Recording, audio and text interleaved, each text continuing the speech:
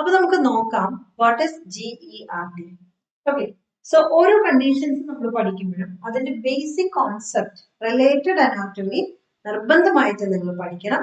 അപ്പൊ അതുകൊണ്ട് ഞാൻ ആദ്യം നമുക്കൊരു സ്റ്റോമക്കിന്റെ GERD എന്ന് പറയുമ്പോൾ സ്റ്റോമക് റിലേറ്റഡ് ആയിട്ടുള്ള ഒരു കാര്യമാണ് അല്ലേ.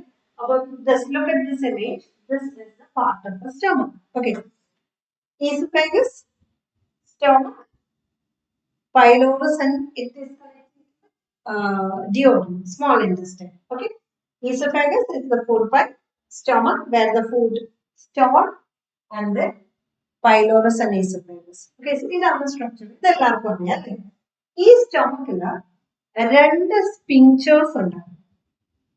ഓക്കെ, ഒന്ന് sphincter, രണ്ട് pyloric sphincter. Look at this image. ഈ pyloric sphincter is closed and ഈ lower esophageal sphincter close ആയി തന്നെ ഇരിക്കണം. This can only move or it can only open when we swallow. അതായത് നമ്മൾ swallow ചെയ്തിട്ട് ഫുഡ് കഴിക്കുമ്പോഴാണ് ഈ സ്പിഞ്ചർ എന്ത് ചെയ്യേണ്ടത്, ഓപ്പൺ ആവേണ്ടത്. അല്ലെങ്കിൽ ഈ സ്പിഞ്ചർ എന്ത് ചെയ്യണം, ക്ലോസ്ഡ് ആയിട്ടിരിക്കണം.